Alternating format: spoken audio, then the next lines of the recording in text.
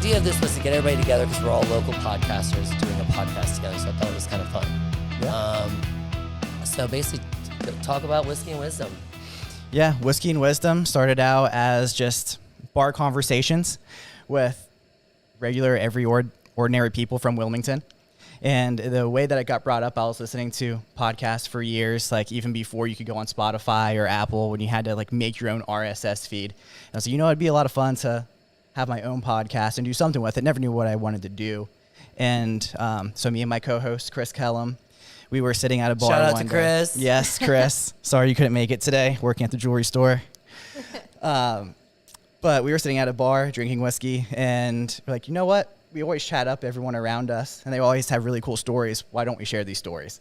And that's kind of how our podcast was built.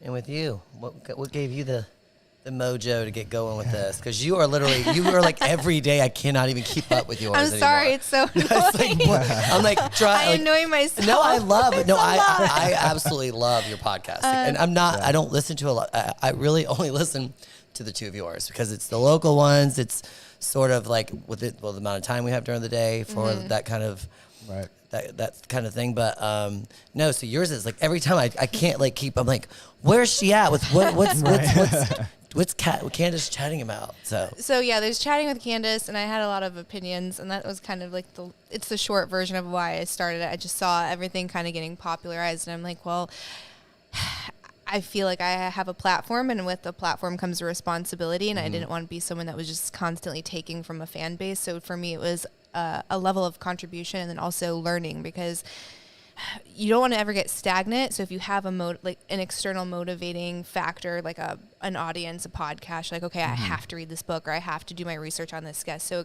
it gives you a fun reason to learn and grow. And then we started a second podcast because one wasn't enough. So we did Canceled Weekly, and that one is doing incredible. And I joke with the guys all the time. I'm like, we both have our own separate ones that we started independently. Is that the guy that's looking at you like with flashes? Like you're talking, this guy keeps popping up. The face. I actually emailed. There's two other guys. There's Gerard Michaels, and he's a comedian, and then there's Mickey Gall, who is a UFC champ. He fights coming up in like 302 in New Jersey. Both amazing dudes, and yeah, we kept having all this chemistry. It's funny because Gerard and I have had all these shows that were supposed to happen that never did. Usually it's because of me. And he's driving through North Carolina, and I'm 5 months pregnant, exhausted. He's like, Candice, baby, what are you doing? And I haven't talked to him in years. I'm like, what's up, Gerard? And the wind's blowing. I can barely hear him. He's like, I got UFC champ Mickey Gall in the car. We want to do a podcast. You gonna be around later today? And I was like, sure. I grabbed a nice coffee and I met him downtown, and then that episode went crazy, and I was like, there's an undeniable chemistry between the three of us, and it's kind of like this island of misfit toys in a way. So we started the podcast, and it's crushing it. So Canceled Weekly. Canceled Weekly. Gotta do my homework. Yeah, it's a good one. I didn't know they were around the area. I didn't know they're from around the area. No, they're originally from Jersey, but they both live in South Florida. So I actually go there every 4 to 6 weeks, and we kind of batch them out. Oh, fun. Oh, nice. Yeah. I go there Friday. Who was the guy? All right, so you're going there Friday to you're going to do a bunch of back-to-back so that you can air them as they go. Yeah. So we had talked about that before, is how there are certain people that, what was the guy's name that you told me that he'll wait like 6 months and then do like 15 hours? Oh, Dan Carlin. Yes. Yeah, from Hardcore History. I feel like, because that was what we were saying. Well, and I thought bringing us together to talk about like some of the challenges we face as podcasters individually. And one of mine is obviously the editing, because I constantly am like, okay, that maybe should not go out there. And plus, we're also drinking a lot of times very heavily. Yeah. And so we tend to get a little loose. And so that's when it's like, okay, I've always watched mine before. I hate watching myself. Really? Don't do that. I've never watched one of mine. So you think just like let it fly? Ever. You know me. I don't want to watch it. I'm freedom maximus, censorship free. I think that people want to see you be human, and the thing is, it's not that you're not going to make a mistake or say something that you aren't like, ooh, I didn't think that through enough, or maybe I had a change of mind, I have new information, whatever it is. It's a very human thing to mess up and then say, shouldn't have done that. This is my new perspective, my new take, and I think that's really respectable. So I think people want to just see you be human. It's not to deny any fault or, you know, maybe like stupid thinking, whatever it is. You're up. allowed to fuck up. Yeah. And it's just owning it and moving forward. And anyone that tries to hold you back because you did something wrong, well, like, fuck them, right? That just shows you that they're not interested in growth or evolution, and that has no place for you. And you said before, like, get rid of the weak ones. Yeah, it's just flushing them out, right? Yeah. You're not going to love everyone. Everyone's not going to love you. So it's just finding your base and being yourself. That's kind of what we had to go through as well. So the first couple, like, we had no clue what we were doing podcast-wise. They were pretty rough. And so, like, I started heavily... I understand. So I started heavily editing our podcast. And then maybe 3 or 4 through, I've had, like, good friends of mine. They're like, it doesn't sound like you. That doesn't sound like Chris. And I was like, you know what? I think it's because I'm too heavy into editing all of this. Yeah. So I got back to just letting it fly, and like every once in a while, take a sentence out here or there to make it sound a little bit better. Or to shorten it just because it got too long. Right, yeah, because it got crazy long. But yeah, almost everything now is unedited. There's not too long. Don't let anyone tell you there's too long. Yeah. God. I just did a 3-hour episode. Get out. Oh, Yeah, wow. How there's cool. not too long, and people will listen. Like, of course, Yeah. there's people that have limited time, and they might do it in like 20-minute spurts or Right. whatever. Or you might have a huge cliff dive. But I bet you, if you Yeah. were to look at Rogan's episode, there's still a cliff dive probably after the halfway point. Oh, yeah. But it's the people that listen to the end. That's your like loyal Your base. Tim Ferriss 1000 loyal Right. fans. Yeah. It is fun to do like a 2.5 hour podcast. We'll do one every once in a while, just like for my own like shits and giggles. So like, who's going to listen to this whole entire thing? Like, Someone. who just and there's quite a few, more than I always think. Yeah. So I'm like, all right, who's actually listening to like us, and who are just like jumping on to see what the guests had to say? Yeah. You've had some amazing guests on your podcast, by Thank the you. way. Yeah, Yeah. I've been super fortunate. The one thing I wanted to ask you about is, unfortunately, John McAfee passed away. Yes. But how was that, having him on your podcast? He was a wild man. I was so excited Yeah. when he agreed to. I was his last interview. No way. Yes. Oh, no way. Yes. Wow. Wild. And he was in hiding when I interviewed him, and then they caught him the following week, and I was just like, holy shit, is it because of me? Because I'm so egocentric, and obviously, like, no, right? He was on the run, so Right, it was yeah. probably going to They were happen. already looking. But we got done recording, and I went upstairs, and I literally put my hands on my hips, and I bent down, and I went, and my husband's like, how'd it go? And I go, I don't know.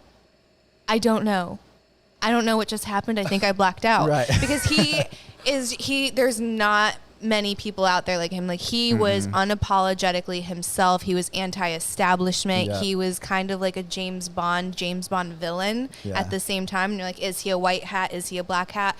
My gut says white hat all day. Yeah. I think he was a man of the people, and I think that he was trying to expose corruption. And I secretly hope a little part of me is like, he's still out there. Right. I really, probably not. Rest in peace. We will raise a glass to you, but I hope that he's in hiding and he's out there a little Exactly, bit. But same. yeah, he was incredible.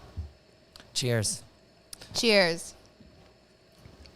Jesse, what is this we're sipping on today? Okay, so I thought to bring us together, because Whiskey Wednesdays we do $7 whiskey drinks, old fashions, whiskey sours, and we've been using that Traveler, the Chris Stapleton bourbon. So our old fashions here, obviously everywhere you go, the drinks are somewhat critiqued to specialize in their own way.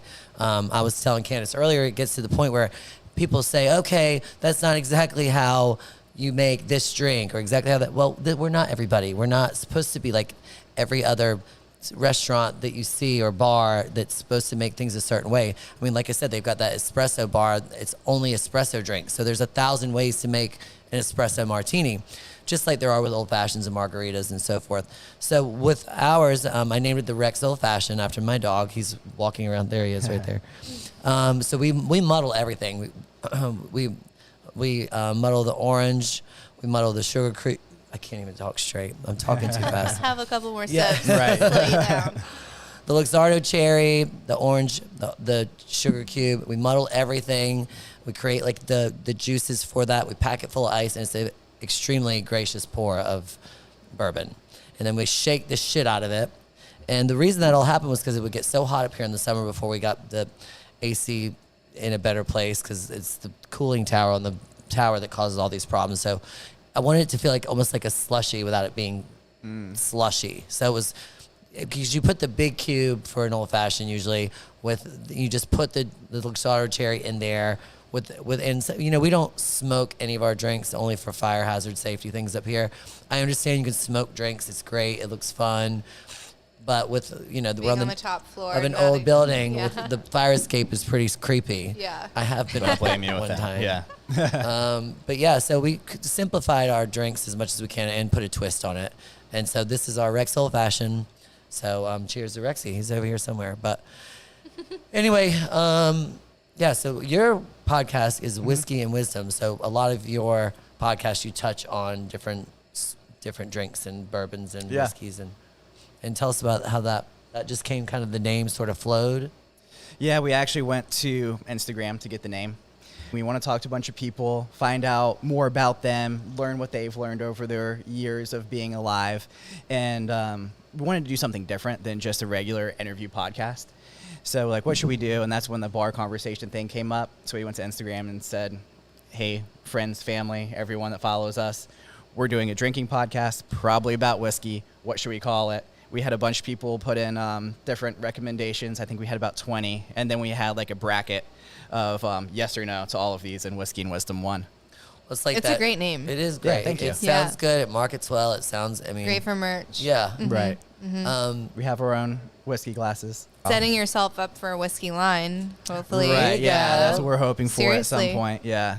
It's very Drinking Bros-esque, I feel. Yeah. Right? It is, yes. So it's the idea of camaraderie, drinking. Mm-hmm. Which was started in Wilmington. Yeah. I'm close with a couple of those guys. Oh, no way. Yeah, we just had dinner with Dan actually last night or 2 nights ago. I saw that a couple months ago you were on with, was it Dan or all of them? Both of them. So I did Drinking Bros and then I did Citizen, which is Dan's. Ah, that's right. Mm-hmm. Yeah. Yeah. And Are actually in the more same Wilmington area. podcasts? Started here. Now Okay. they're in Oh, now Texas because okay. they're fucking Moved huge. over. But then Yeah. they did their Hard AF Seltzer. So I see your line Right. happening. Yeah. So it's actually really funny that you bring them up too, because they have a container that's actually going to be a barcade in the cargo district. We're right across the street from where they used to shoot that podcast. No, I way. saw your studio there. I was talking to Leslie about getting a space there for my podcast. But sweet. I looked at one of the containers that was kind of horizontal that you would be walking under in the food court. Yep. But I'm like, I just don't know the logistics of setting up all the lights and the cameras and stuff, even in one of the bigger units. So I'm toying with it, but it's going to be tough, I think. If it gets loud or... I'm not worried Not about at sound because that, I use a yeah. Shure, so Okay. I wouldn't even hear. I wouldn't even. Oh my god, I wouldn't even hear your dog walking around with those mics. But Right. it's more just having the space to have the lights, the producer, 3 different mics, Yeah. seating, right? Yeah, and it not feeling cramped.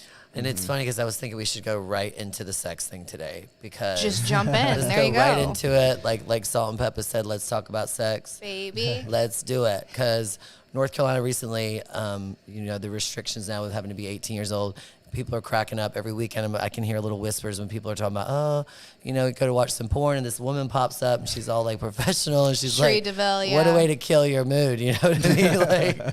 So basically you have to prove that you're 18. You have With to facial recognition. facial recognition, which is a little...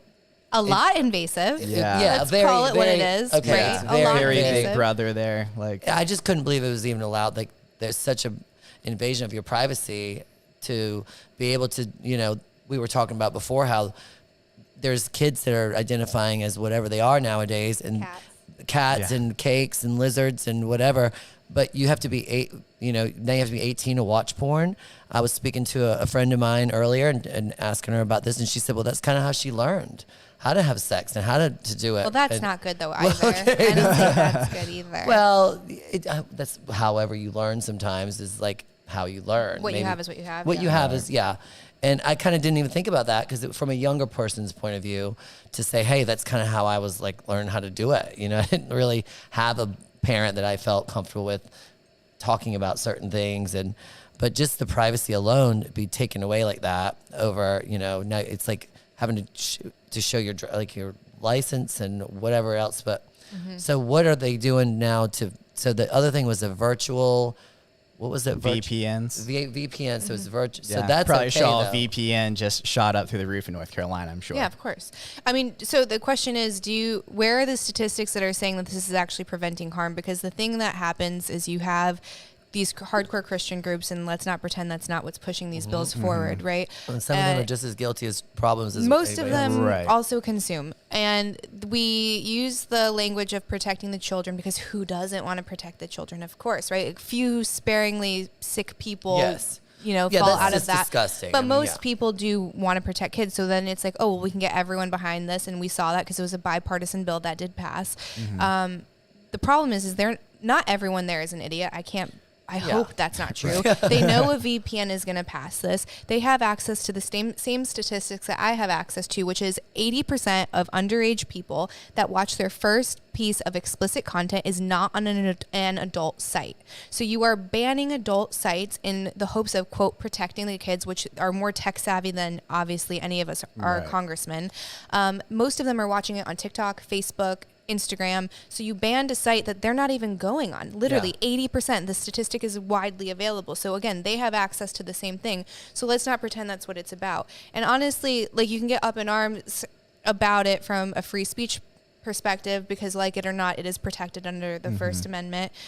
But I think with the speed of technological advancement we have, things like Web3, blockchain technology, it is going to be impossible to block. So you can hate it all that you want. It's not going to stop. It's not going to, you're not really, all you're doing is creating a mild inconvenience. And then the thing is who's responsible for data breaches? When you have people's IDs, facial recognition, are you continuing to track them as they're watching the content? You can say no, but how do I know that that's no? And then that we know that we're being spied on. Snowden did a great job at letting the people know. Somehow we just forgot. So you're there in an intimate moment. You are an adult. You proved that you're an adult, but that's now being recorded, stored on the cloud. And hey, if you want to ever do anything in the future, we now have something on you. So who do you sue for that? Who's keeping it safe? It's nonsense, honestly. And there's in my also opinion. we are adults and we should be allowed to watch pornography without daddy government saying, "Let me give you a exactly. permission slip." That's insane. And God knows what they're doing behind our backs already that we don't even know about. Absolutely. So yeah, it's a recent thing that's gone on. It's a huge invasion of privacy and personal freedom. And honestly, you can say that it's to protect the kids. It's obviously not. And I think you have to be really wary because the thing is, when it comes to porn and any adult work, it's the canary in the coal mine. So if you allow certain infringements of freedom to be taken away from this group of people because they're sullied, they're lesser than whatever you want to say in your mind, I promise you that is going to escalate into other groups that are also considered problematic. Yeah, absolutely. And to your point where they're consuming this the first place, I was actually looking at one of your stories today, kind of talking about that, and that you got censored on Instagram for something that wasn't even bad. For a lingerie photo. Get out. Meanwhile, there are It's people that are posting fully nude. Right. And I don't want to I don't want to prove my point that there's porn on Instagram. Right, exactly. But you have not been practicing doing films for a long time now. It's been a while. Yeah. So that part is like we were saying earlier, you were allowed to own up to things that you're doing at the time, and then later, if you're not, you've been far past that because we talked about it last time you were on, and the internet is forever. But so you just really you haven't, just to clarify that you're not doing porn or how am I supposed to say anymore? I don't even know what it's like. Is PC even a bad good word? No, but the thing is, so I'll get called a hypocrite because I still have a link on my alter egos page. It's not on my Candice page. It's nowhere on any of my Candice's page. But the point is that content's out there regardless, right? Yes. Nothing I can do about it. I could become, unless anything shy of becoming a billionaire, I can't do anything about the content on there. It would be insanely expensive, and you would have to probably do some shady stuff to make sure it never went back on the internet.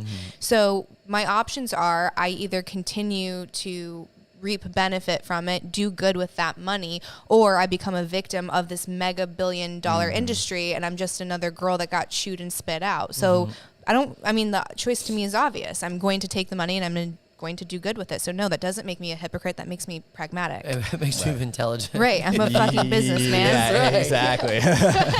Makes you stronger for it, too. Yes.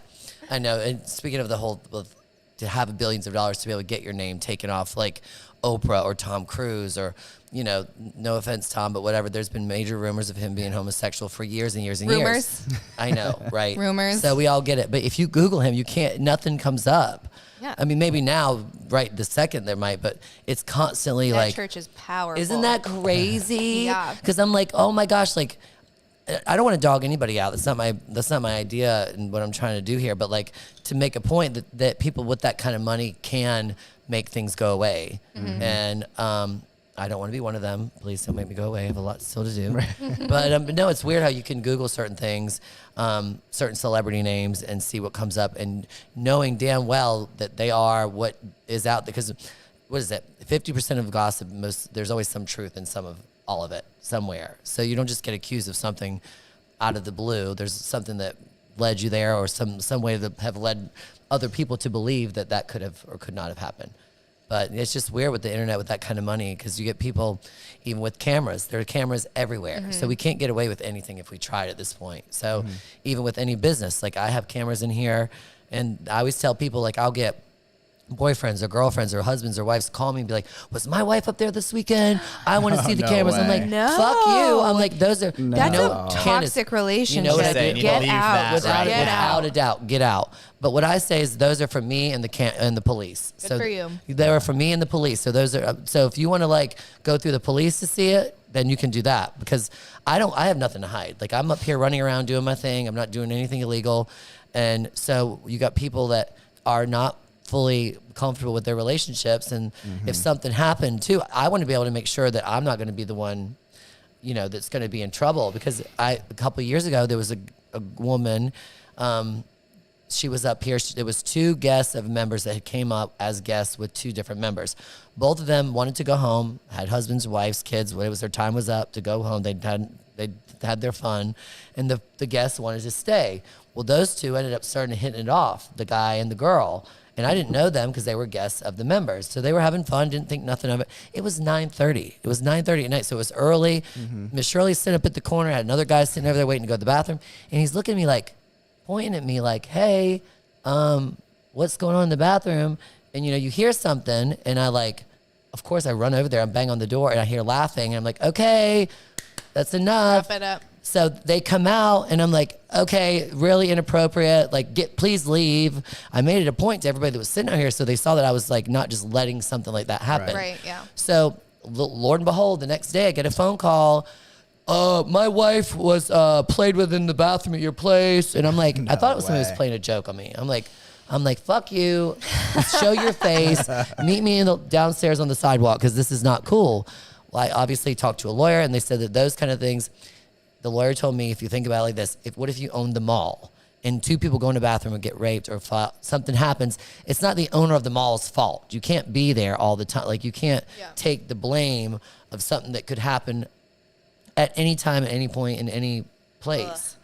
So I actually was like, thank God for those cameras, because I could see them. We ended up going back, watching the cameras, and you could see they're all very flirty. They're very cute. And she is the one that actually points over there, like, go to the bathroom. And you can see him, like, doing like this. And so I'm like, okay, now who was, you know. So as soon as I told the girl, like, look, this is all, you know, everything just. Figured out on your time. Everybody shut it down. But it is. It's like you have to, you gotta own up to your shit. You know, if you're going to go out and cheat on your spouse or your girlfriend or boyfriend, you know, don't come crying to me, asking me for my camera footage. It's not going to happen. You know, and then that's the crazy thing, to get into like the whole everyone throwing stones at me online. Because, I can't even imagine what you deal with. It's a lot. But they're like, oh, I'm a bad person because I was in this industry and I was married while I was in that industry. That couple that happened, they were, quote, monogamous. Yeah. So that's monogamy. Yeah. Okay. That has never happened with me and my husband. Right. Everything has always been above board since I've known him for 14 years. Very transparent, very open. Which one would you rather have? I don't know. One that's solid, that you can talk to the person and be completely honest and trust that they're going to take you. And that's your trust with him. Right, that's exactly. up to the 2 of your bond. Exactly. Yeah. So who else's business is it? No one's calling any bar, I assure you. Yeah. Ever. So yeah, it's nuts. We saw that too, like when I worked in jewelry with Chris years ago as well. We would get people call up and be like, I need my husband's purchase history of what he's purchased. Hell and no. I'm like, no, you're gonna need a subpoena for that. Like, you can deal with that on another That's time. probably common in jewelry, I would imagine. Oh yeah, when I Oh, worked man. in jewelry, it was at least once a year. We would have like, oh, is he buying it for his girlfriend? Did he walk in with so and so? And I'm like, I haven't even first thought of all, about I that don't before. remember, but I like, haven't, oh but yeah, that a lot. correlation. Yeah. So if the dude's buying like jewelry for somebody else and the wife's like, what's up, wife? I want to see the credit card statement. Obviously he's buying the jewelry for somebody else. Right. Because she ain't getting the jewelry. God, there's all kinds of fucked up people out there. Crazy stuff. God. So onward with the sex conversation. So going in with pornography, usually it's a masturbation thing. People watch porn to get off quick. It's like we're all fine tuned with that. We're all adults. We understand what works out here. But like for the most part, there was it shouldn't be taken from you. I don't think it feels like it's something that's something private, something personal. And if that's the way you want to do it, that's all you got time for. That's what you got. So to make this whole like idea of having to show your photo ID and all this is taken to another level. It's kind of puritanical, right? So it goes back to the Puritans, where shame is such a huge part of their existence. So think about it. You go to your site, and now you get lectured about the legality of it. Yeah. Then you have to go into a VPN if you're going to do that. And if you're going to do it the quote legal way, you are now in an intimate moment. You probably, ready to go. You have to then take a really uncomfortable photo of yourself, upload it. It's all. You've already lost the mojo, right? Right, It's a shame ritual. Really, it's the modern shaming. shame. Yeah, Yes. shame. It's like, shame. Aren't I allowed to like discover my own body here? Like Absolutely not. You might go blind. Right. You're trying to protect you look in at society. it in the mirror. It doesn't count. I was actually thinking about that whole process when sports betting got legalized just a couple days ago. Oh, did it? Tell me about the moral incongruency there. Right, How yeah. many lives has gambling ruined? Exactly. The Literally. gladiator whole thing. It's where like the whole paying these guys to fight for them to watch it, and the ones that are the players that are getting paid all this super crazy amounts of money, the people that are putting it together are getting paid quadruple, in the grand scheme of things. So you might think this player is making $30 million for a 3-year contract. The people that are organizing are getting billions of dollars, to organize that sort of the game itself. And then calling it a nonprofit. Of course. So then they get the tax breaks, they get all the other things. Oh God, don't even get me started on taxes. That's just bullshit. I have this meme I'm going to probably use for Canceled this weekend, and it's this wolf that had a great kill. So this wolf is prancing away, and it's got this fresh kill in its mouth. And then out of nowhere comes this eagle, and it steals the kill out of the mouth, and it goes, taxes. So true. Oh, you finally think you're doing okay, and they're like, nope. I did all the work. Yep. Yep. And it's really getting to where in the bar business, that's what I sell. We don't sell a lot of merchandise. We don't sell food. We have alcohol, and everything that just makes that one drink, the mixers, the fruit, the garnish, the glass, the ice, the cocktail napkin, all the things that make that drink costs money. So, it's not like people walk in and say, oh, you must be killing it. I'm like, yeah, we're killing it tonight, but we've been dead for a week. So it's like, what I'm trying to say is that, and then to finally have a good night, and then the POS system, that's another thing that's a huge thing that comes out, and then your sales tax on top. So when we buy a bottle of liquor from the LBD, it's almost taxed 3 times. If you think about it, you buy it, when I pick it up, you pay the taxes on it. You sell it, you're paying sales tax again, and then it comes up again. So you're like paying for this one drink, I'm paying taxes almost 3 times on And that. just for selling it to someone across the bar, you're paying about an extra $3 that we don't pay going to the ABC store. So it's even more expensive for you to buy. So I need another bar, y'all. It's time for a second one. But my gosh, so I brought these little books here. I know. Jesse came extremely prepared. He showed me before. I'm the newbie out of all of you. You guys have been doing this for a while. So It's because we both have kids. That's why he's saying. I wonder how that happened. Back to this again. No, so this was actually the gay man's Kama Sutra, but I could interpret it for straight couples. Does that sound right? Yeah. With all these pronouns, I don't even know what to say anymore. I'm like, whatever. This is A whole nother. Yeah. So. But it's so funny because if you are interested in learning about different positions and what feels good to the body, and how to please your partner and make your partner happy. And I suggest this book. It's The Kama Sutra by Terry Sanderson. I know you like to read, so I don't know if the gay one's gonna. Candice is like, I can put the puzzle pieces together and figure out which one's supposed and then to it be. leads right into this one called 69 Positions of Joyful Sex. I just bought. Have you seen the it's 101 Nights of Epic Sex or Great Sex or something? No. I just bought that one. I need to add that to the collection. As a birthday gift for the hubby. Oh, it's fun. Sometimes it's like you got to get this stuff. See, and that right there, a gift like that probably cost you not much to buy the book, was an experience on its own to please him in a happy way. Books are incredible. That didn't gifts. do anything harmful to anyone. And it was a way to get him going without having, you know what I mean? For sure. Yeah, you've got to invest that time. Like, the longer you're with someone, the more creative we got you have to really be. some things So happening. You probably didn't need to show your ID to get that book either. No, probably not. Well, guess what, ladies? Your fantasy books are next. So if you think that this is just for your men, it's coming for you. It's coming. So yeah, these are actually gifts from the this one. I think he wrote his little message for me on the. I love this one because it makes me think of like two Greek men, like back the in the bathroom time. thing I used to have. Doesn't it? It's very Grecian. Maybe Yeah. he's like. Yeah, like one guy could be Plato. I don't know. That's because Is he you use your feeding him grapes imagination. too? What? Looks like he's feeding him grapes. No, he's booping him. What is booping? He's booping him with a cream, Gotcha. What is a booping? like a boop. Oh, like, Like on the nose. Oh, like a Boop. nose Yep. boop. Okay. Oh. Yeah. Well, Jesus. Yeah, nose. there's an age gap in this photo. Fucking like animals, part 2. So yeah, it's all out there. The literature is there. This is all legal to buy. Barnes and Noble. I don't know if it was from this particular one.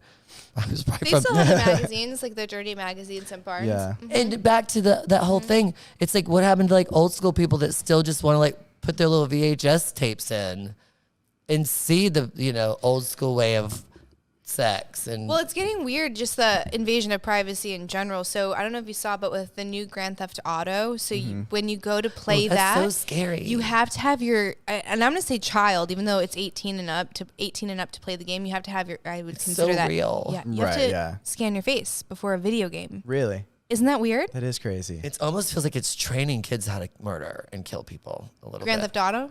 No, some of or- those video games that they well, seem so real, and you can yeah. create your own person, with a gun or a weapon. And I mean, back to Mortal Kombat when we used to play that. I mean, it was like, it wasn't so, I don't know, so real. Well, Everything. here in the West, violence is okay, but pleasure is not. Right. We all So need pleasure. Pleasure is number got one. We need it. it should be. God, it brings pure happiness, especially as a mature adult. I mean, On that, I don't have a position on this, but I'm interested to hear both of your thoughts on it too. Do you believe that porn and masturbation is an addiction? I've heard that argument It's before, not an opinion. but I was But like, here's the thing, though. It's not an opinion. So people will say my it could be opinion. obsessive, It's which not could an opinion. be. It's not in the DSM-5. If you talk to any serious neuroscientist, they will say no, it does not meet the qualifications. Even a therapist, it does not meet the qualifications of addiction. Same with gambling. Same with food. It's obsessive over anything. It's obsessive. It's avoidant. It's procrastination. Those are kind of like the three main things that Yeah. it gets coupled with. So it's not addiction. Does that matter? I think to an extent, yes. But if the reason that we are so quick to say addiction is because we're taking away personal accountability and responsibility Yes. from it. You're blamed. And then, It's a that blame. makes sense. right. Yeah. It's like it's a disease and I am not in control. That's bullshit. So you are. Right. Oh, that drives me crazy. You owe yourself and your family, I'm assuming, a better response than that. Right. And people are so quick to blame porn and say, get rid of it. That's the cause of my ailment. But if you look at someone and they always are blankly labeling the answer to every problem is the same thing, that's not a serious thinker. You are doing yourself a disservice and you're never going to actually fix the problem that's there if you're letting your ego and your insecurities say, okay, porn is the problem. There's something much deeper. And if it's not porn, it's going to be gambling. It's going to be drinking. It's going to be Drugs. infidelity. It's going to be something else, Right. right? So you take away the thing and something else is going to replace it, similar to a hydra. So do you want to fix the problem or do you want your ego to like have a little pat on the back? You won. And you have to ask yourself that. So I would challenge your question and say, Yeah. it's not an opinion. It's a fact. as it stands now. We don't know the brain. Tyler, so but this it is could like change in a minute. Is that okay? Because I'm like trying to talk to you. I'm like blinding now. Well, you want We to can take turn a it peek down. really? Yeah. And everybody out there, this is the stuff we're not going to edit. We're going to leave all of this stuff so you can see what goes on Jesse. behind the scenes in front of the camera. And I haven't. People like it. I don't. Does it look fine? I'm like completely blind right now. And what you were saying about blacking out earlier is like the first couple podcasts I did, I would get up here and I'd get done and be like, what the fuck just happened? Like, I don't even know. I told him that earlier. I was like, I literally have black, like, I will remember this. I'm good. I'm like at number, like, this is like 12 or 13-ish. I'm in slow strides here. That's how you gotta do it. Slow strides. What I've always told people who are starting I'm still podcasts trying to too. get my lights from not blinking and looking at you. is it's better to start slow putting stuff out there as opposed to starting too fast and then slowing down, because people get used to that kind of continuity. Momentum. Yeah, so if you're only going like once a month, once every other month, and then you start getting into a stride and picking up, I think that's better off as opposed to doing the opposite. And that was going back to what we were saying about like challenges we have. What are some of the challenges that you both have with your podcast, and what would you want to see yourself doing better and improving on? First. Good question. One of the challenges that I have personally is I want to change something every single time I walk into the studio. So just being more consistent and finding that process and sticking with it, I think I'll be able to be a lot more productive that way. I'm a perfectionist at heart, and I just like want to make sure like, oh no, that didn't look perfect that one time, so let me make sure I change this, or I'm going to change like this process, getting it onto the hosting platform or whatever. So that's the first thing that I want to fix. Just because then I'll be able to start marketing more and maybe start branching a little bit more outside of Southeast North Carolina. Yeah. She's like, mine's just perfect. I have nothing to say. Certainly not perfect. Mine is definitely consistency, but I've been challenged on that idea, and I constantly ask others to challenge themselves with, because it's so easy to beat yourself up and say, you know, I'm not doing 3 a week, I'm not doing even 1 every week, and it's not launching at the exact same time. With mine. No, I think that's all bullshit, and I think that there are no rules. I think that is number one. Anyone that tells you if you follow this recipe you'll be successful is full of shit. Yeah, right. Podcast. They didn't even say that kind of, yeah. Well, even if it was like the most successful podcast in the world and they're telling you definitively that there's a recipe, I would say that they're a liar, because it's the wild, wild west of entertainment right now. And you can have someone so there's this company, it's called Pod something. They represent a whole bunch of channels, but there is one podcast on there where the man has zero social media presence, not a single account. His podcast is generating over $1 million a year in revenue. That doesn't make sense. There's another podcast there. So Average CPM, I don't know if you guys are familiar. Sometimes they have their own money they're paying for themselves to make them look good? Well, he was already independently wealthy, Okay. so what he they're did making for themselves his, look, oh, look, mine just got all this because I paid for no, it. but that's to be that money. way. That's not. I don't like that either, though, because like money doesn't guarantee you success. Like No, anyone absolutely. who's You can ever lose it started as fast as you make it. exactly, just because you have it doesn't mean the thing that you invest in is going to be successful. So yes, he was independently wealthy, and he went on a bunch of shows, and he paid to go on a lot of those shows, and that did help build his brand. But still, like, he's breaking the rule of having a social media presence. There's this other channel, and it's like these 2 or 3 women that host it. It's super small. It's in the world of podcasting. It doesn't even chart. They're doing 7 figures a year because their followers are just insanely loyal, and they buy everything that's pushed. So you have a CPM, which is cost per 1,000. Yeah, okay. So it's typically in like the 25 to 27 range. That's kind of average. Their CPM, even though they're a tiny show, is in the 40s. Shoot, wow. So there are no rules. And you have guys like Dan Carlton who have hardcore history, and he uploads whenever he wants for however he wants. So I think when it comes to consistency, you have to redefine that, and It's maybe your own with consistency. Right. Like, is Right. the quality of the conversation the same? Is the length of the conversation the same? Is the topic, Structure. Are those things consistent? And we always just say consistency is time and delivery, and it's so much more than that. So if you're hitting the marks on everything else, I think that time can go fuck itself, because we don't even know if that's real. Amen. Do you know what I mean? Yeah. So, yeah. I mean, that's a good point too, because I mean, there's like YouTubes and podcasts that I've listened to that they used to come out weekly, and they were just so good, and they they are consistent in the production of what they have that comes out, that when they do come out with one once or twice a year, You're I'm excited. 100% going to listen to it. Yeah. When maybe I was only listening to 2 of them a month as opposed to 4. Right. So overdoing it and kind of not fulfilling your followers with what they So really it's want. basically like choose what to be consistent in. So Right. consistency, yes, is important, but it does not necessarily mean every single Wednesday at 10 a.m. Yeah. That's very superficial. Yeah, very network. So the reason why consistency works for our podcast is more so for our own consistency. Yes. So like if I didn't upload something every single Wednesday, I probably wouldn't do it That's the for perfectionist in you. years. Yeah, and that's the perfectionist in me. I'd be like, I missed that one, so I'm not going to do it again. And I know that's something I need to get over. But like, I know if I just show I'm up, immediately a failure. right? It's like, damn it. No. Okay, this is another funny little question I wanted to ask what y'all's opinion was about. So this penis enlargement situation. So I'm like seeing all these pills. You can go get surgeries. There's certain ways you can play with it to make it bigger. There's all these like penis and I think maybe the phone is just listening to my thoughts now because It does. it's just That's like true. okay. So what are your thoughts on penis enlargements? I mean, should men just be happy with what they got, or should they just go for the gold? And I think it's all of those things are snake oil. I don't think that. I will say, okay, as the professional in the room, there's a female. There are a couple things that work, but it comes at a grave cost that is not worth it. So there's these injections that people do. Yeah. I don't know what the name is. They do work, but eventually what it ends goes up away happening, and sags. it will break your penis. So then What can happen? That can happen.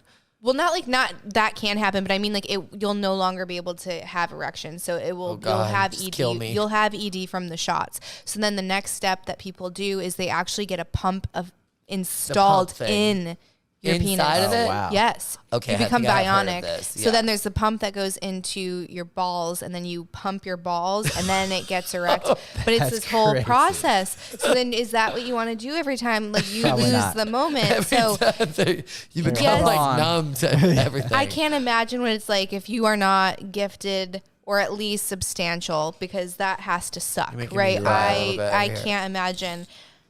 I think you have to get good at other things. I think you have to get really good at the art of seduction. Robert Moral, Greene has a great give book good on it. Head or whatever. Well, yeah, that's all good, but it's it's everything before then, right? So if you've ever met Foreplay. like a master seducer beyond foreplay, it's Oh like, my God, it's how like fun. before. So like to me, I always think That's of Johnny a major Depp. fluffer. It's like, Right. You see Johnny Depp and like everything about him oozes seduction. Like he is a predator and you are his prey. There's nothing you can do about it. I don't And it mind being his doesn't prey. matter what's happening south of his belt buckle. Yeah. It's like everything else is so delicious that doesn't matter. So if you are not in a great position, I would say skip all of the bogus because it's Yeah. probably going to cause more harm than good. Exactly. In And the just like long run. master the art of seduction. Gosh. That's One of the my things we advice. like to do on our podcast is like try to have all for the clips, right? Is like the 3 things that you can do X better. So what would you say is the 3 tips that someone could be a better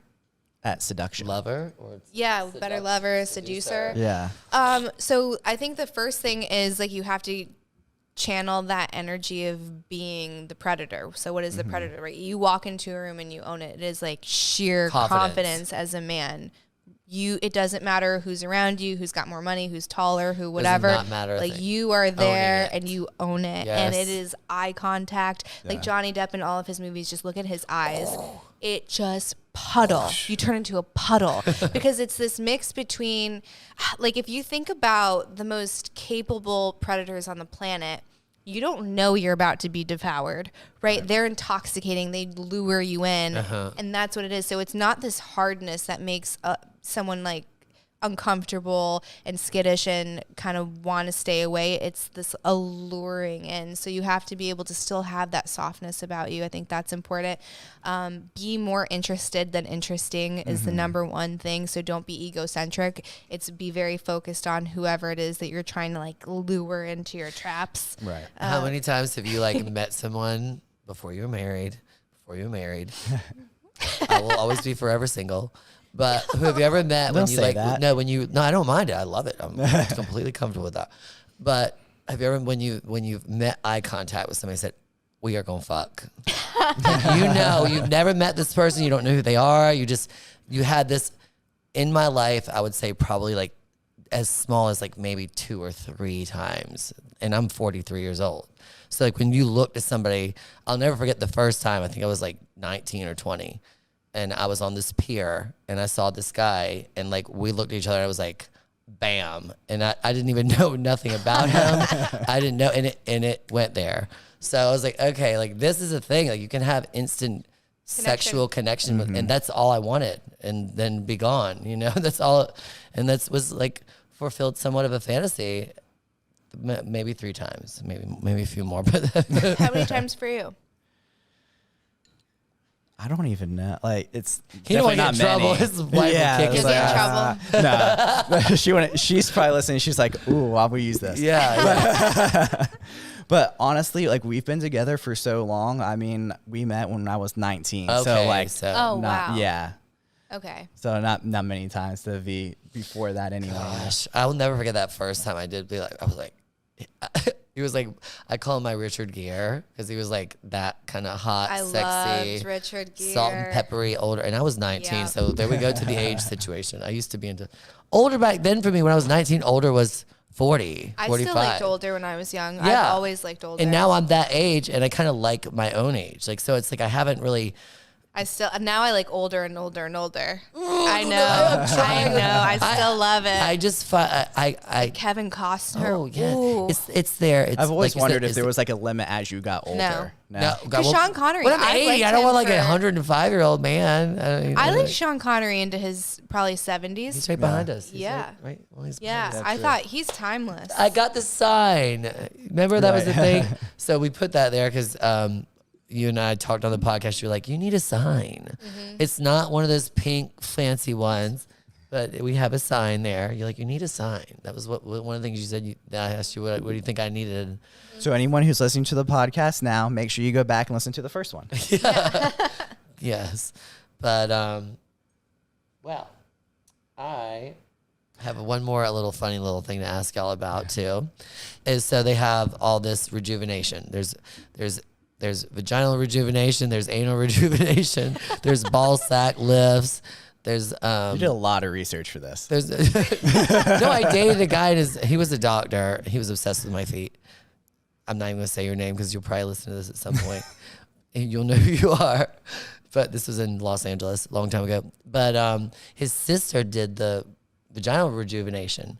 So like you can go back there if you're not comfortable with what you got. Mm-hmm. There's a way to go in there, and if you're there was a joke by not Jane Fonda. What's the other one? Joan Rivers. She's so fucking love funny. Joan Rivers. I'd like live for her. Like Yeah, she was says iconic. whatever the fuck she wants and Anything. does not care Yes. one bit. Yep. That's what I love about her the most is because like she really could, and she could get away with it. She could say Because it was authentic. it was. Yeah. And she tied her jokes together like a true comic. I mean, she did it in a way where it just flowed so effortlessly. Mm-hmm. And so, but she was talking about how like, she's like, oh, she's like, when I get up in the morning, this is how I vacuum. And she's like, kicking like her boobs are like she's kicking her tits out of the way, and she's like, oh well, don't say nothing about that because men, y'all deal with the same shit. You sit on the toilet and your balls hit the damn toilet bowl water. And she's like, oh my god. So yeah, the ball lift, I can't even like go there. Like what? I didn't know that was a thing. It's a thing. Me either. They Yeah. lift them, they can pull them up, and you just gotta keep your shit in check, I guess. Why not? I mean, Why not? if it makes them from So hitting the I'm water. all for scientific evolution, right? So involvement. Nadia, would you mind making us one of those famous Penthouse shots? And you don't have to shoot them. You can sip them if you want, but it's something we do all the time. And I think we're all getting low on our drinks. But anyway, so y'all have anything else you want to, is there something that's been on your mind you want to talk about? Something completely random that leading up to it, I was like, let me catch up on everyone's podcast and everything too. But something else you posted was that I wasn't sure what you were doing is, are you starting a school or are you starting? So you are starting a school. I didn't know if you were homeschooling your boys. Hold on, I'm gonna knock on wood. I very Right. promising that I should get approved, but yeah, I'm starting not starting the franchise, I'm opening a franchise. So how compared to like a Montessori situation? So it's very project-based and Socratic-based. So you don't have teachers. Instead, you have what are called guides, and it's not what to think, but how to think. So a lot of critical thinking. Okay. They have a lot of radical ideas that involved immense participation. For example, they did this experiment with the students, and they know it's an experiment, so you're not like messing with them too much, but you have like this ethos of the rules of the school, the bylaws of the school. So you have the rules you still have to obey either way. To a point, right? But it is student-led, so like as long this. as you get your stuff done is what you get done, but a lot of freedom. And what happened is the head of school would come in, and he's like, well, instead of having lunch whenever you want, we're only having lunch from 12 to 1. The students were like, okay. Next day he comes in.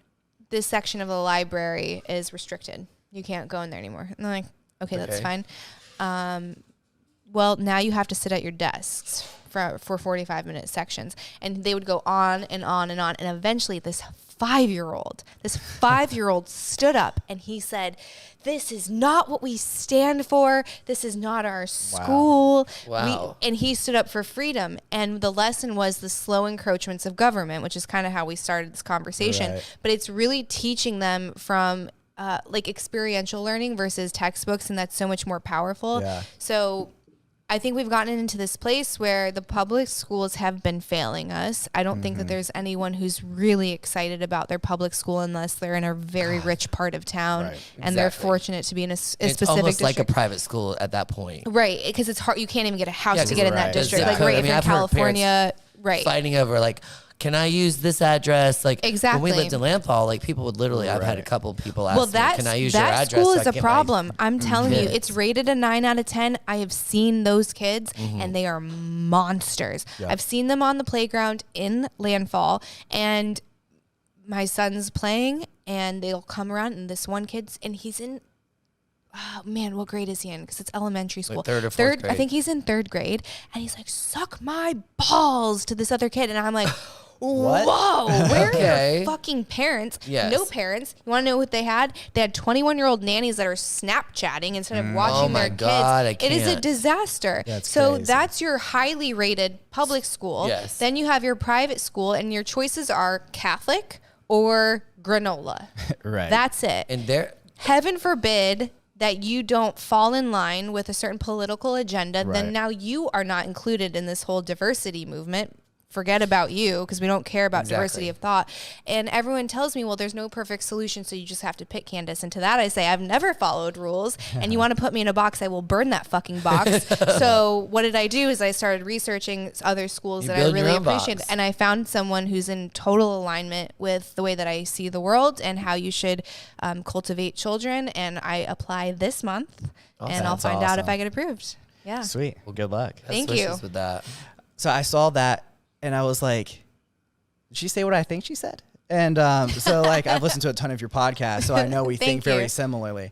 And I was like, if she starts a school, like I'm signing up because like I know where we have a list at. already, and then we already have like at least 15 families. That they're like, if you have which is crazy. So the founder of the school, when he started, he only had 6 kids, not families, 6 kids ready to start the school. And now he's got a high school. He'll have over 50 schools. It's the franchise that we're doing. He'll have over 50 this year, and next year it'll be over 100. Jeez. So it starts small and it just exponentially grows because there's such a need for it. Because everyone thinks that you live in this bubble. It's so funny. Higher learning. You're taking it to a really higher level of learning. For sure. I want to go to a high school. I love that. Yeah, I want to go to a high school because these people live in this ideological bubble where everyone's confirming their worldview, and it's not ever getting wrestled with or challenged. And so they say something that's absolutely crazy, and they don't know how it sounds. They don't know that it sounds absolutely crazy. So when I go to school and I'm doing these parent mingles, I'm like, hey, what do you think? What do you think? And I'm like getting phone numbers because there's a lot of us thinking outside the box of this norm. Right. That's just disastrous. This norm is a disaster. I want a strong leader. That's who I'm trying to raise, right? I'm not trying to raise someone who thinks it's okay to sit in a cubicle. Yeah. I mean, we're all entrepreneurs. We're all creatives here. So I think we're in alignment with that. It's like, I'm not going to spend my most valuable asset, which is my time and my life energy, and give that to someone who's maximizing it in their profit share. That doesn't make sense to me. So I want to create a leader, a disruptor, and that's not within any system that I've seen so far, except for this one. So hopefully, but yeah, we'd be glad to have you. That's awesome. See, now you got 7. There we go. The one good thing about North Carolina too is they are very advanced when it comes to school choice. So I'm sure that'll help out a lot too. So There's a lot of funding options for franchises. Yeah. So it's crazy because the Montessori schools, like my friend Tina, she's a Montessori school teacher and she loves what she does. I mean, she really is like, she takes a big pride in it, and I'm really proud of her. She's from Southport. Her mom owned a provision company, Maria, and so Tina's down in Miami, but she's she really just, she believes in it. It's what it's her passion, and so it's like she has a lot more one-on-one time with the children. But it's still super woke. There's very few Montessori programs that aren't. That are not. And the thing is, if you want to be woke and you want to raise your family that way, that is not my business. Ooh. It's not my business. You know, again, freedom maximalist. Like, I'm not going to be a hypocrite on that. Yep. However, do you kind of, yes. Right. Yeah, but don't affect me, baby. Don't affect me or mine. Don't ruin what I'm trying to do because you don't believe in that. So if you truly believe in diversity of thought should be number one. Yeah. Should be the number one priority. It's the opposite of what they're trying to put out there. It almost sounds like. Because if you have every color of the rainbow and you all think the same, is that truly diversity? No. No. You're meeting a quota. I like to have conversations with people who don't agree with the same exact thing I do, because it helps me learn things in a different retrospect. I mean, I'm learning, it's for everybody to believe in the exact same thing you believe in it's crazy to think and that. So dull. It is. And what kind of life is that going to be that you all, I mean, whether it's religion or if it's especially politics, oh my God, we're all there right now with all that. And it's like, just because you don't agree with this, that, or the other thing, I'm friends with Laura Trump, her whole situation. And it's crazy because I don't have a problem with disagreeing with a friend of mine, and we can still be friends after that conversation. It doesn't mean we're going to have a knockdown drag out because I don't believe in the same thing you believe in. And so, I mean, it goes back to respect too. I mean, just having that relationship to have the respect with just any human being that's out there. And then too, without having disagreement, there's no way for advancement, because there's no way to kind of level up on any side if there's no disagreement. If there's no friction, you can't go above it. And you can't learn anything. I mean, you're not taking yourself to another place where you can take in consideration for somebody else's beliefs. Is that something too that the school kind of like fosters, is just kind of disagreement amongst the children and kind of let them figure it out? So let them have their own mind. Right. Yeah. It's very minimal intervention. It's really trying to teach them the self-confidence and like that real intrinsic belief that I'm capable, that so many of us don't. And even just speaking for myself, it's when I was thinking about school and the lack of options and what can I possibly do, I fundamentally felt incapable. Like, I'm not. You don't like either one. You're like private or public is bullshit. Well, but then like, who am I to open a school? I can't do that. And it's like, whoa, I came from the public system and I have that deep disbelief. I got the street. Why do I'm more I think street smart that putting because of them that, back though. in that is good? If that's point. what this is the end product of it. So it takes a lot of personal development to say, I can fucking do this. Yeah. You can take a little bit of everything you've learned from both sides, and the private level, the public level. Like I was just said, like the whole street smart thing. I think I went to a public school. I didn't really put up with anything, and to be as gay as I was in a Brunswick County school system, I really didn't take no shit, and any of my friends can say that today. I didn't really get bullied too much. If anything, I was probably more the aggressor. I mean, because I didn't take no shit from nobody, and I felt like because I was this gay, feminine boy, that being picked on was supposed to be this cowardly, I'm a victim, But then I was the one that, beat the shit out of a guy with a broom on the school bus for calling me a dick sucker, And so then after that happened, nobody really fucked with me after that, It was like I still made straight A's, I still did all the things I was supposed to, but I did stand up for myself. And my parents were like, that's kind of where it all started, was like I'd come home, be all upset, XYZ's picking on me, blah, blah, blah. And my dad was like, don't be a pussy. Like, get out there and fucking like defend yourself. You know, don't come back home crying to me because I'm going to whoop your ass if I keep hearing about this. So what did I do? I got scared. I was like, oh, hell. And this guy. I'd rather fight that kid than Than have to deal with my dad. So like it happened and it got on the bus and he made his little comments and it just hit that nerve. And I went to I knew where that bus driver kept that broom and I marched my happy ass right to the back and Josh was like, go, go, go. Kind of instigating a bad situation. Sorry, parents, but yes, this did happen. And I beat the shit out of him with that broom until they had to pull the bus over. And, you know, back then when you got in trouble, they'd put you against the wall. So it was like the form of shame. So like, yes, I was the aggressor. But I'm telling you what, nobody ever fucked with me in school ever again. Like, I mean, they knew that I was not going to take no shit. And so, but now if it has to get to that point, there's a problem too. So, but the school system, I didn't live in a time where we had, you know, wands, making sure you don't have guns. And, and literally when Sandy Hook happened, I lived in Studio City with my friend Carrie at the time. This was a long, long time ago. And I remember watching on the news, I'm getting chills right now. And this was happening. And it was like, oh my God, like this is really happening. There's like kids going in their own schools and shooting them up because they have whatever problems they have going on. But, you know, that didn't happen. But I couldn't imagine you have two, you have two. I mean, every day when you say, you know, all right, have a good day at school. I mean, it's just so scary to imagine what could happen, you know, in those horrible situations. Now they're making movies about it and you watch them, the shows, which I think horrifying. is pretty irresponsible. Right. I think it. Oh, the child.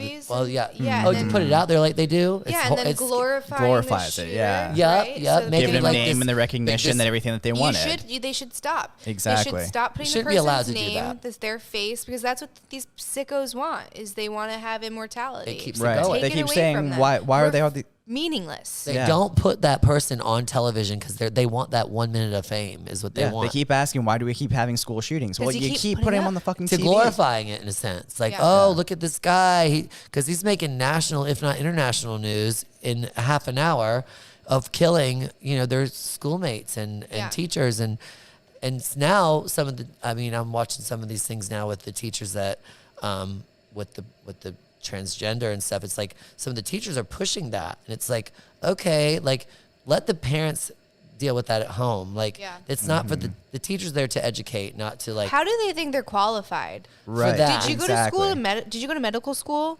Do you have like your PsyD or your PsyD or your PhD in psychology and gender studies? Like, how exactly are you qualified? And then they're like, well, we don't want to tell the parents because we think they're gonna get abused. Well, then that means you're also not doing your job because if you think that, you actually have to report that. So let's not pretend that you think that's a reality. You have a sick agenda and you're getting your validation from a child because you're so incomplete as an adult. Oof, it's sick. I don't even have kids and I'm a mama bear. I will fucking maul you. It's hard for me to like maul you. To even have an opinion because I want to be able to talk to you guys about this because I don't have kids and just to understand I obviously side with what you're saying because I don't agree with all that and I think it's not right. Can you give your kid a tattoo? You can go take him to get a tattoo. Exactly. Guess what? You can get laser removal for that tattue. It's not as permanent. Why? Because you're not 18. Why? Why does 18 matter for a tattoo? It shouldn't. I mean, you have little. I think it should. I would say, there is a line. You're an idiot. And even at 18, you're probably an idiot, but you're less of an idiot than you were at 17, 16, 15, 14, 13, and so on. And even that is not permanent. These other things are permanent. All right, stamped in your brain. Yeah. Not even that. Did you know you lose your ability to have an erection or a climax? You will never have an orgasm again. Right. Oh, God, don't tell me that. I'll jump off this building. Brain cancer, infertility, it is irreversible damage. Full stop. So without thousands of dollars worth I'm not going to let my therapy. kid go get a tattoo. I'm certainly not doing anything that's irreversible. Right. Yes. Are you going to let your 12-year-old go get double D boobs? Yes or no? That sounds insane. Then why can they cut them off? Let's just have the same rules across the board. Because it seems like we're getting really dark in here. Sorry, the sun went down. No, you're fine. But it's just like no one wants government intervention when it comes to their children, especially myself. Not your own, you want to be your own mama bear to your own kids. But there's a line. right? There's a line that is considered abuse. So if you don't let your kid go get a BBL at 12, why can they do something else? Let's just have the same rules across the board that make sense. I don't know if it's getting too If dark. you're 18, if you're an adult and you get cleared, that's none of my business. Exactly. I literally don't responsible care. for yourself. I'm not going to look at you any differently. I'm not going to treat you any differently. It is your life to live. When it comes to children, back up. Right. Especially before Back up. 18, because right now the government says you're basically responsible for those boys until they are 18. So you kind of have to make the decisions until that point. So after that point, if they want to go get tattoos and become transgender, that's on them. But up until then, but don't say you got to be 18 to make those decisions and then take it away and let them do other things that don't make sense. Like reversing your gender. I mean, that's just insanity for a 12-year-old to decide if they want implants or not. That just sounds, or even Botox. I mean, they're seeing these TikToks, they're seeing the memes, and they're picking up on things so much more faster than ever. I mean, kids with their tablets, I mean, they're taking in so much information by it took us forever to learn storybooks and, watch movies and even just listen to our parents over a course of that long, 18 years to really figure it out. But now they're like 12, 13 years old, and they think they've got the mind almost of an 18, 19. They think they have one, but they haven't even developed yet completely. So, how old are your kids? 3.5 and 2. Oh, we're super close. Yeah. So I have 1.5 and 4. Oh, nice. Yeah, so just on both sides. Yeah. Oh, wow. So Yeah. what are your feelings on technology, and what are they allowed to use and not use as they get older? like tablets and Yeah, and even we're phones. My 4-year-old, there are kids in his class with phones. no way. I No, swear. it's so I crazy. swear. Definitely It's not not that. a smartphone. It's it just it's I think almost it like just a makes shut. It's phone almost like calls, here, but it's so a they'll step. shut up. But yeah, It's exactly. like, here, take this so I can. Lazy parenting. Yeah. There you go. And it creates the addiction already of having that. You see when you pull them away, you've seen like some of the memes or the Oh no, TikToks. the kid keeps going. They like flip that. out. They flip, lose their shit. Look, I'm up here a lot of times. I lose my phone. It's loud. I get pissed because people are trying to get up here, or I'm actually need it to function for the business. I'm not I love going a couple of days when I'm at home with the dog and where I don't need to man the door and make sure members are getting in and people aren't left outside. So at some points I need the phone because it's part of the Daily operations. yes. Right. But for you see these kids that are just, I mean, I see my nephews and, my brother and his wife are really good about limiting the time, and they're allowed there's so much time to play and scroll, but you see them and they're just fling, and they're like, it's one thing after the other, and I'm like, holy shit, how are you even conveying Processing processing all that information to recognize what that is to go to the next thing. Well, I'll give you a real life example with my 3.5-year-old.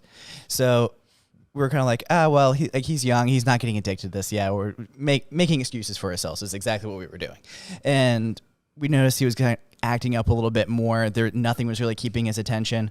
And I'm like, you know what? The only thing that makes sense to this, because we're very holistic, food is super Natural. clean. Yeah, because he has really bad eczema, so he has to eat clean or he gets really bad eczema.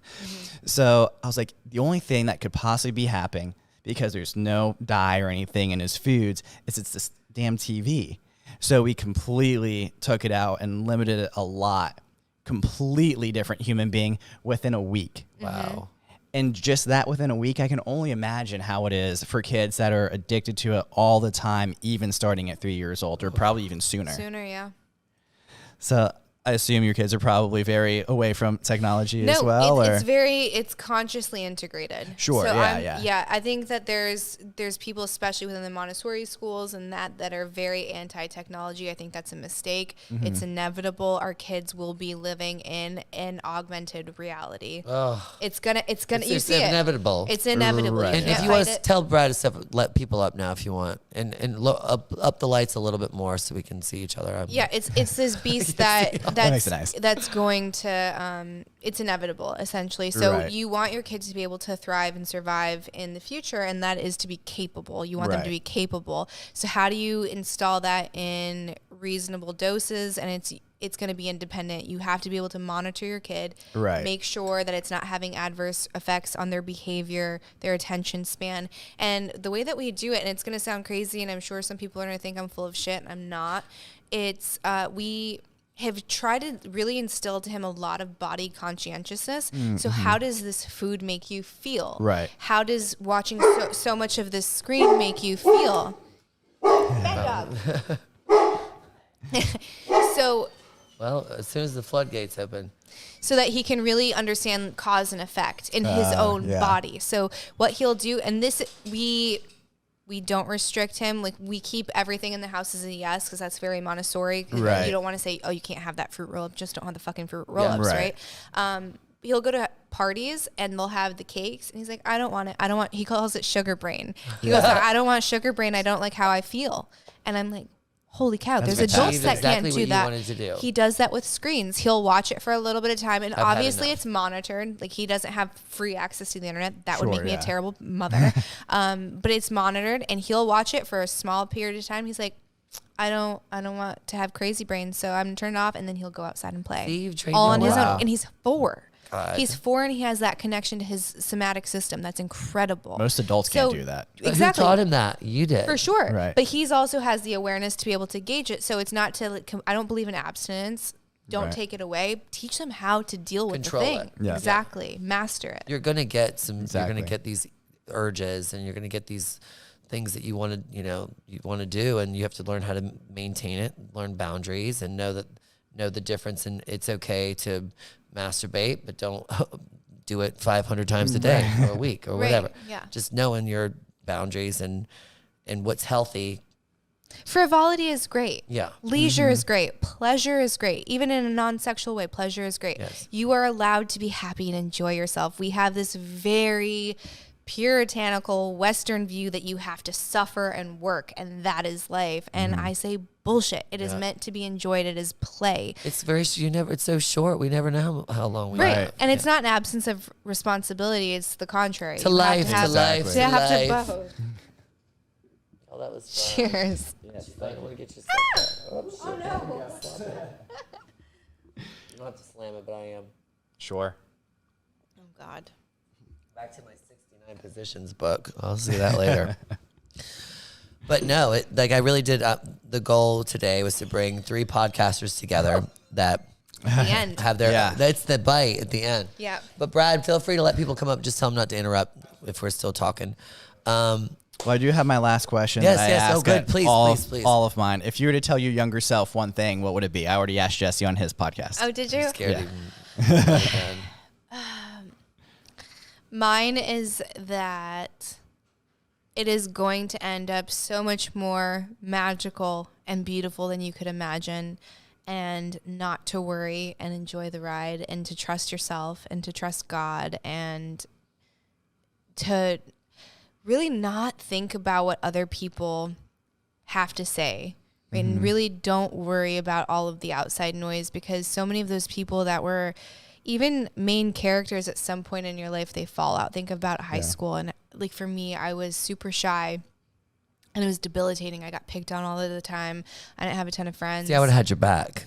I know. I wish I knew you back then. I needed someone to kind of like pump me up a little bit. And it's none of this But now you're matters. thriving, and none of that shit matters. Exactly. You're like none look of at me none now. of these people matter, right? You will find your people. You will find your tribe. family. You will find your purpose, and just like focus on that and enjoy it. And in those moments of utter despair, it is really for you. It's for you, and you might not know at the time. It might feel devastating, and like that is as good as it's gonna get, and your world is falling apart. But it is for you. It is for a very important reason, and you are going to make it through it. Be brave. I love it. Courageous. Be brave. And I was telling him earlier, the thing I love about you the most is you're so in control of like your self-happiness and your self-awareness, and you're taking what you have and using it as a catapult or catalyst to something really good. So I'm proud of you. And I'm proud of you. And it's been so nice to get to know you more, Tyler. Yeah, you as well. It was so nice meeting you. Yeah, you too. 'Cause I've been listening to your podcast for years, so it's nice to actually gosh, see. thank yeah, you. absolutely. Well, Candice, you got to ask us something. You know, like give us something to Oh my goodness. Oh no. get the feathers ruffled a little. Get the feathers ruffled a little bit. Okay.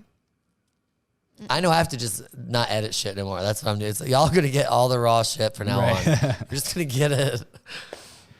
It'll make your editor happy too. Yeah. Oh, trust me, Tyler would be pleased to hear that. So I guess because you both have your own show and it's hyper local, which I actually feel is a lot. It can be a lot more debilitating and intimate and scary than if you don't. Right, because it's like if you don't know anybody. If user whatever has feedback, it doesn't really matter as much. Yeah. But if it's someone that goes to your kid's school or it's someone that comes to your establishment, that feels more important and personal. So how, knowing that someone that you know is listening to your guys' show, how do you show up authentically and not self-censor? I think that's how I show up every day anyway. Good. Like, people know my opinions on things. I never shy away from it. So if I say it on the podcast, I probably said it to your face before anyway. So either you listen to me in real life or you're not listening to my podcast is probably how it's going. Mm-hmm. And honestly, the real reason why I started the podcast is, one, I always wanted to, but two, is I wanted to meet more people in the area and know who they truly are. And so that's just a good way of kind of getting out in front of more people and understanding what the need is of the community. So just having that authentic front that, like, hey, I'm here for you first, no matter what my opinions may be. Like, I'll also give you the shirt off of my back, even if we disagree. So, like, Amen. And I get a lot of stuff that comes in. They're like, oh, why'd you have this person on, or why, like, whatever. And they're people I know really well because I see them every other day. And I'm like, because I told you go listen to the very first pilot episode that we sent out. We're going to talk to everyone and anyone. We're going to talk about anything.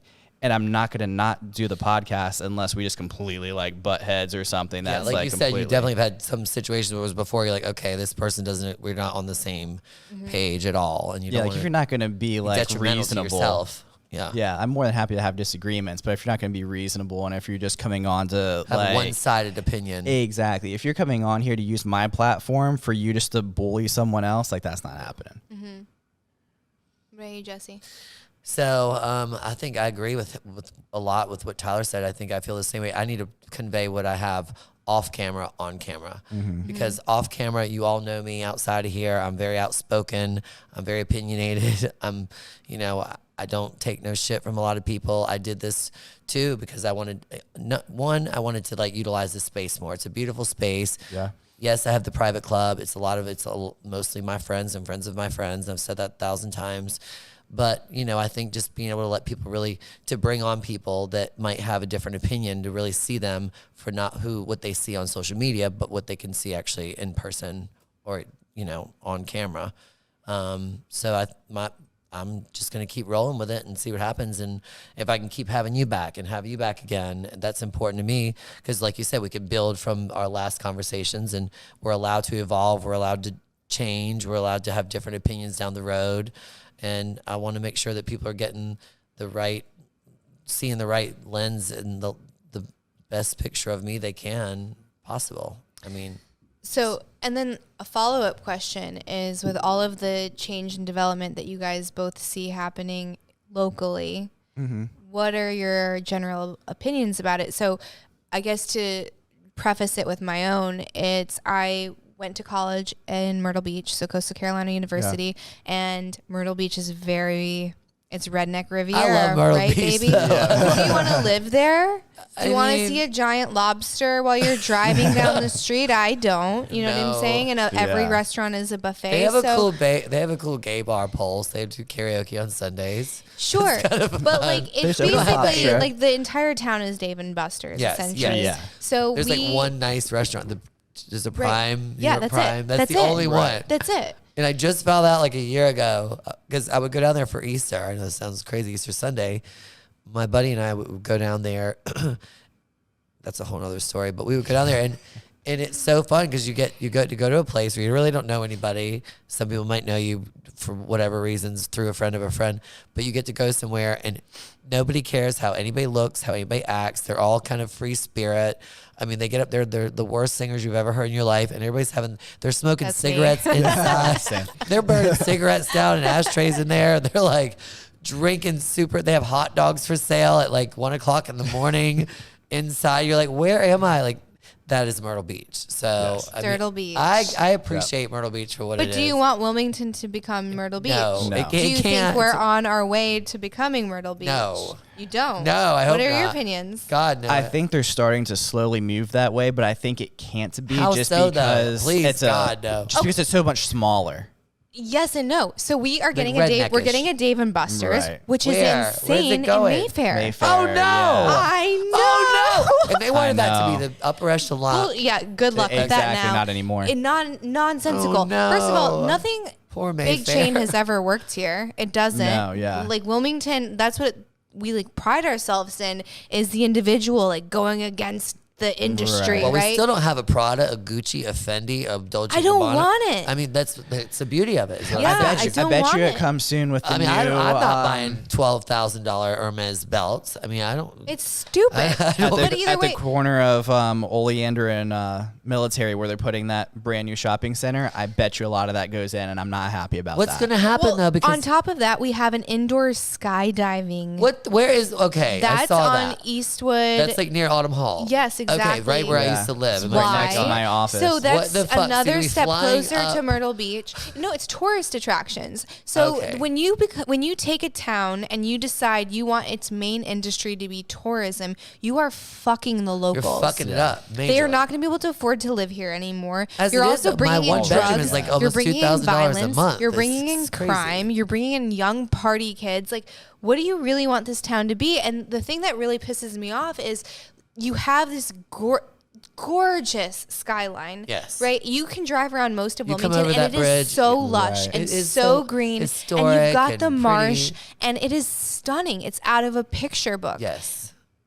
Then you go to Mayfair, and now all of a sudden that skyline has now been broken by an elevator shaft. What is that? They're building a It's going to hotel. be a obviously. fucking hotel. Yeah, So what I happens? just saw that yesterday. one thing gets approved, Chills again. and now guess what? You set the new standard for every other new developer. So now that tree line is completely gone, and what made Wilmington so beautiful, which Was the oak with the trees connection. and the The peat connection moss to and- nature is going to be Right. disappearing, and we Well, the lived in- trees are going. I mean, I've already we lived said, in I've this said town. that before. We lived I in mean, this townhouse, and there was an empty lot across the street, and there was all of these You were live in oaks. that one near the old ABCs. Spartina. Yep. There was all these live oaks, and they were like, these fucking people that are trying to save the trees are slowing there's a down trailer the park over development. there they got well, rid guess of. what ended up winning? The trees. Thank God. I'm like, this is, Yeah. you have to hold on to the essence of the town. And if your main gone. motive is profit, you're going to end up cannibalizing yourself. Gosh, that's with like You know, any. that actually makes a good point too. I was actually just having a conversation when I was walking around downtown Wilmington before this, is the difference between Southport and Wilmington. And I think you just hit on it, is Wilmington is willing to do those tourist attractions and let everyone and anyone come in. Well, And now they Southport are. is like, hey, Off limits. this is, you don't come in here if you have any type of So franchise if they do, they're connected to your going to name, ruin it. not They're going to happening. ruin the enticement of going to Southport. I mean, it's Right. you got to make a special trip out there. I mean, it's it's not. But they did kind of St. James Plantation. I remember before that was even built there, it was even more Right. alluring to be like. What's the Away. guy that writes all the movies, The Notebook, and Nicholas Sparks? Yeah. So all his movies are based mostly out of Southport, and then now you've got Jonas who's doing the Outer Banks show, and they're creating all this.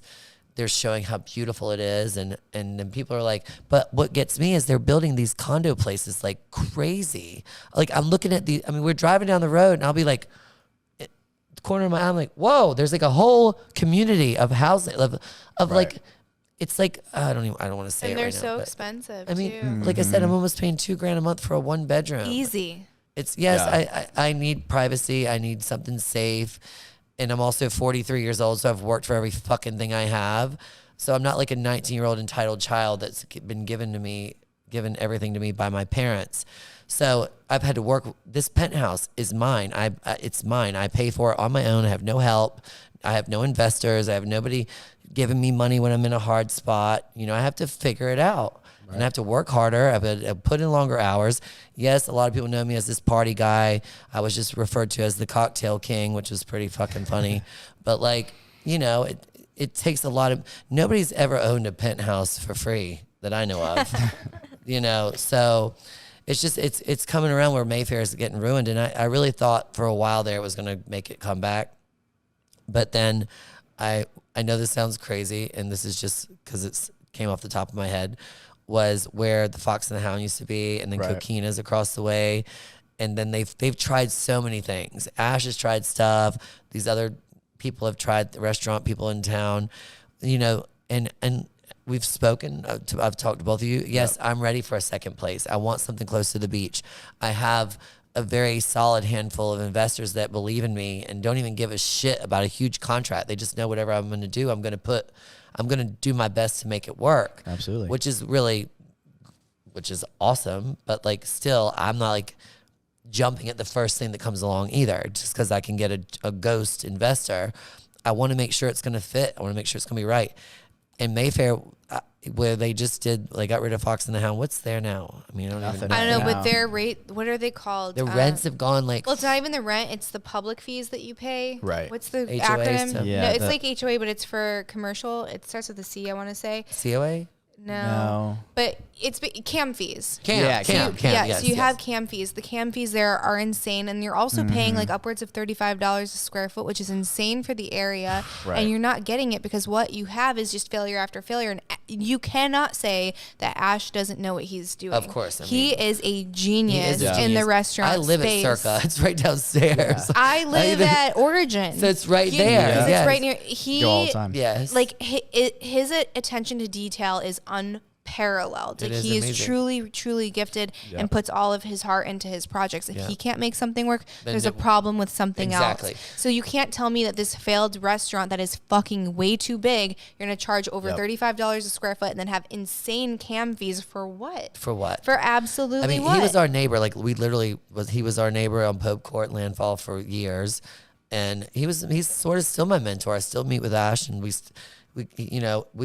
at some point we were going to do something together. It was before Perla and after Origins, somewhere in there. And I've known him for, I guess 15 years plus. And, you've seen Circa is the staple. It's my favorite restaurant in town. I go there. Everybody's seen me there. I go there 2-3 times a week because it is right there, but also because it's consistent. I feel welcome every time. Down to the chefs, to the busboys, to the expediters, to Julia, the manager. I love her so much. She's like saves my ass all the time with that, that bolognese. But no, it's like Ash. I'm running to the bathroom. I'm not. I'm sorry. Go, God. So anyway, well, Tyler, this has been fun, and hurry up and go pee. We'll just pause it. Okay. So we have plenty of stuff to talk about. Yes, we do. So anyway, living in Leland, I want to move to Brunswick County. I've considered it. Because I lived out there 8 years now.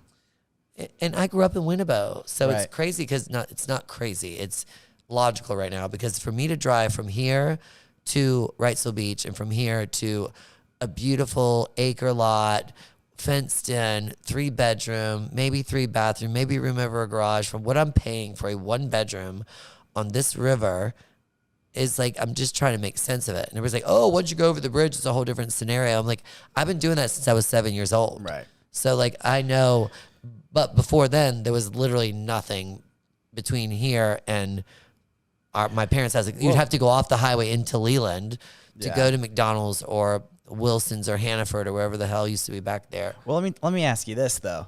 So before you moved downtown with working here and everything and owning this place, how much longer will it take for living out in Leland to get here versus when you lived in Landfall to get to here?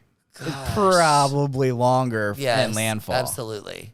And I think that there's so much more potential to grow as far as with my investors. I've been considering moving and putting something over there because, yes, a lot of my close friends, people I care a great deal about, my investors, my people that want to see me thrive on that side of town, there might not be, there's so much competition now. I mean, I'm not mad about Giorgio. I'm happy for Commodore and G Prime and Keepos and all the things that were not even around when I got this place. So, because a lot of people from there were coming downtown, which is good now because a lot of people were actually taking the chance that lived on that side of town to come downtown and try out the restaurants and the bars and actually give downtown a chance. And now they realize they really like it. So now despite of them putting all these other restaurants and new bars and everything over there, people are still getting in the Uber and getting drivers in advance, to schedule to come down here and go to Seabird and go to Quanto Bassa. There's a lot of new restaurants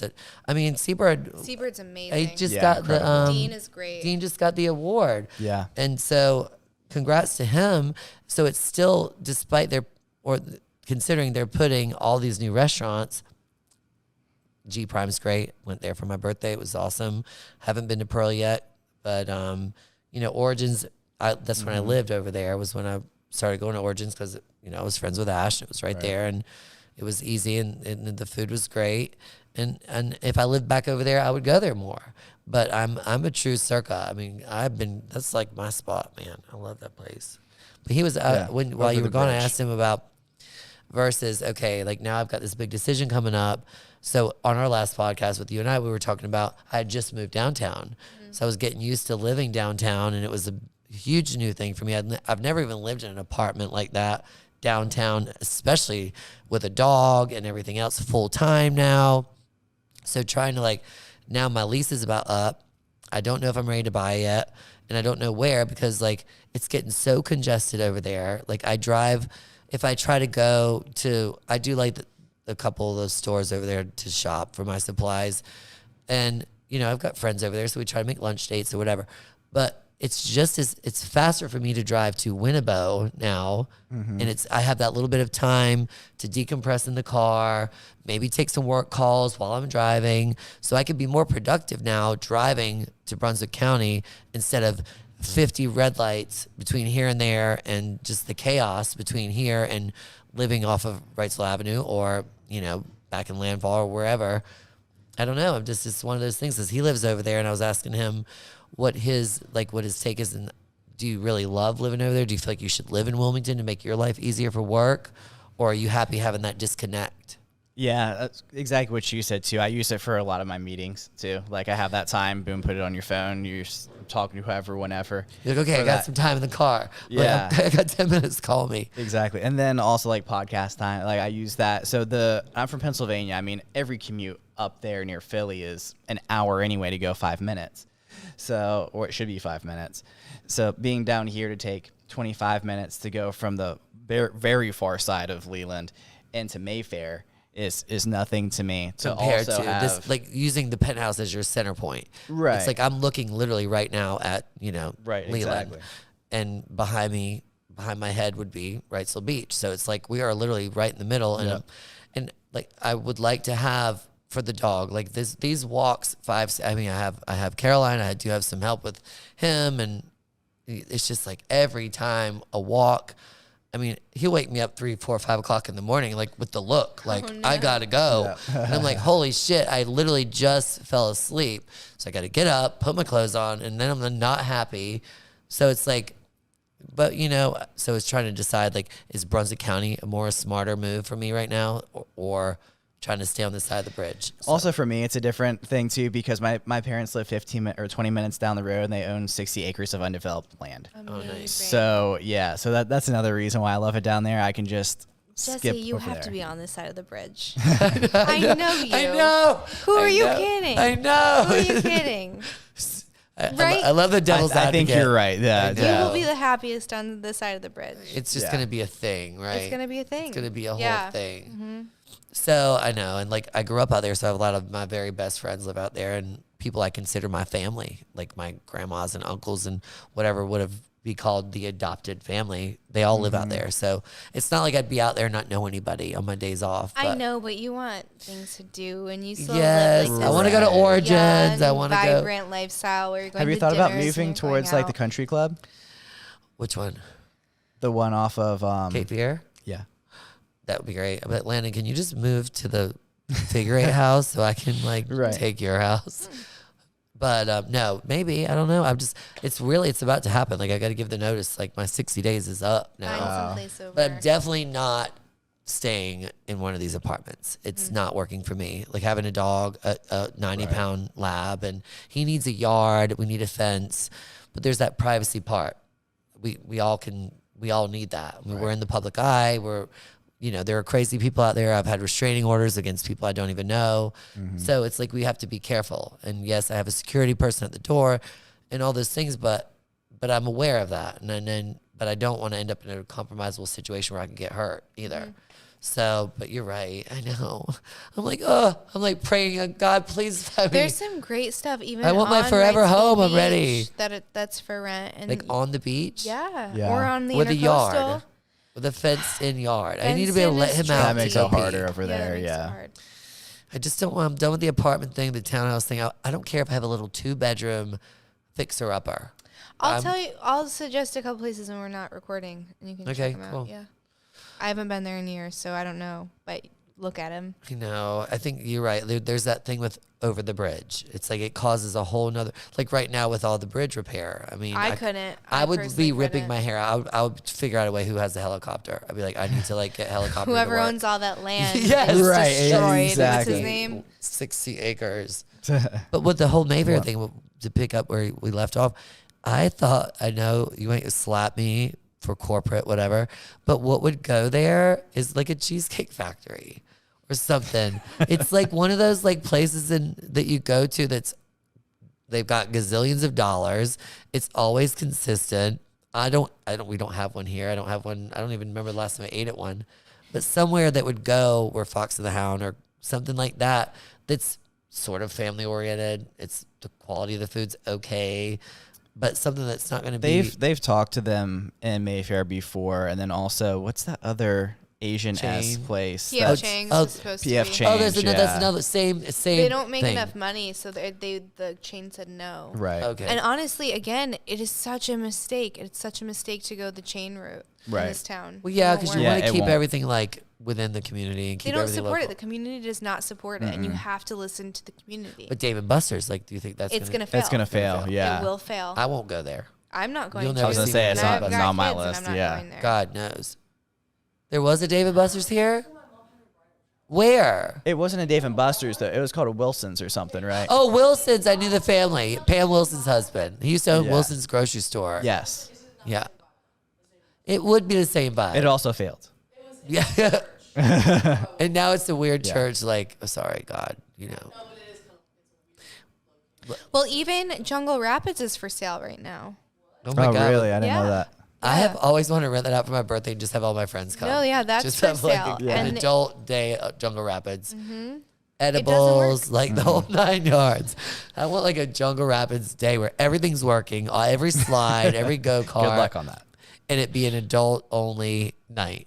How fun would that be though? That would fun be if you fun. rented out the whole place. The Yeah. whole place Yeah. for one night, like, but even the water slides working at night. Yeah. I mean, That'd that be could be cool. Yeah. wild. I would pay $100 a ticket for that. to They'd go probably from, they'd probably do it too. from like 9 to midnight or something, and just like whatever. Yeah, that'd be fun. It would Yeah. be fun. Invite let us know when you do it. We'll be there. No kids allowed, guys. Sorry. That's fine. Adults only party. No. But once again, I want to thank, I've got chatting with Candice. She's got her new podcast, Canceled weekly. Canceled Weekly, which I need to get tuned up with. And Tyler Yaw with Whiskey and Wisdom. I'm so grateful to have y'all here tonight. Thanks for This was hosting so us much here. fun. Yeah, thanks for having us. We'll do it again. Absolutely. Thanks a lot, y'all. Thanks. Bye, everybody. See ya.